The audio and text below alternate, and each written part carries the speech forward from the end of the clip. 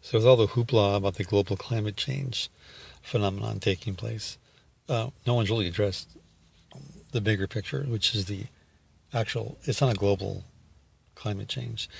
It's a global political change. So the global climate change is just a front. What kind of a front? Well, depending on the weather, it could be a severe weather front. And if it's a hurricane, that's a really bad front. But with politicians, it's all just a front. And it's a global political front. And it's a global political change.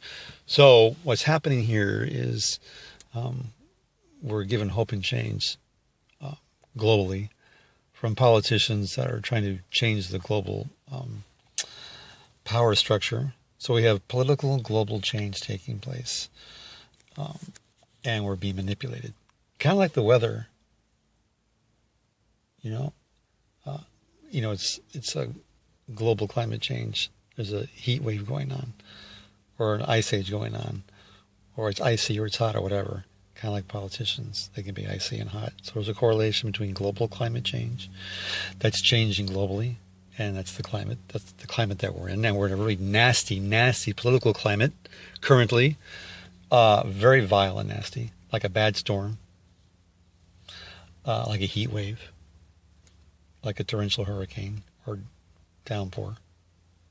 So global climate change is real, but so is political climate change. And we have to change it right now. Now, if you're a Democrat, Republican, we have to change this right away. You can't be hot or cold. You can't be lukewarm. You got to be cold or hot. But you got to choose which side you're on. Are you on the hot side or the cold side? So which side are you on? And who would you vote for? And could you change the global climate pattern by who you voted for? And if you voted for that person on a particularly hot day or cold day, it makes a big difference in the whole global climate change pattern structure. And if you voted for the person that you wanted, and the rest of the people voted for who they wanted, would that change the global political climate change? Wow, I don't know. So we have it's real. We have political global change. We're hoping things will change. That's the basic message here. We want change. We just don't want hope. We want hope and change. We didn't get hope. We didn't get change. And we're waiting for the weather patterns to change, and they change all the time. So apparently the global warming is real, and political warming is real too. It's a very heated debate, by the way, recently. We saw between Clinton and Trump. Very heated. She was appropriately dressed, and so was Trump, while they were addressing issues of the day. Was it a hot day? Yes, it was a very hot day. So we know that global warming really is real. And we know that politicians get pretty heated. Even when they're just warming up for a debate, they're heated. They're angry. Like a hurricane, you could say. So what do? You have to fight fire with fire. So no matter which side of the fence you're on, first, you should get off the fence. If you're on the fence, that can be really painful. So just get off the fence, one. Take a position on the global climate change, because you can do something about it, right? You can stop breathing. That would help. You could stop eating and drinking. That would help. And then you would effectively affect climate change, because you wouldn't be participating in the global climate. That's one. Two, if you want to really affect the political global change, you would have to vote. Or you could choose not to vote. Now, if you chose not to vote and be part of the political global change, you wouldn't change anything.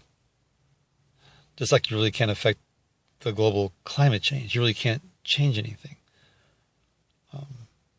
You could wear a sweater. You could wear a coat.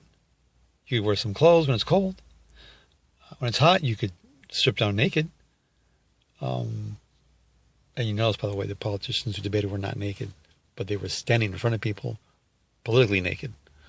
So there is a definite correlation between global political change and global climate change, no matter how much change you have or have not.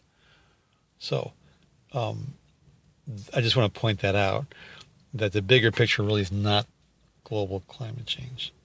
Even though they talk about it in their political platform, that global climate change is real and it must be addressed. And it's really important, much more important than people's tax returns or physical anatomy that's discussed and groping.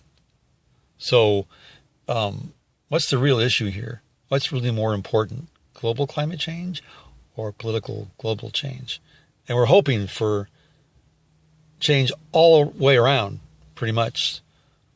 So if you're transgender or you're not sure of your sexuality, you might need to go in for an operation and change that.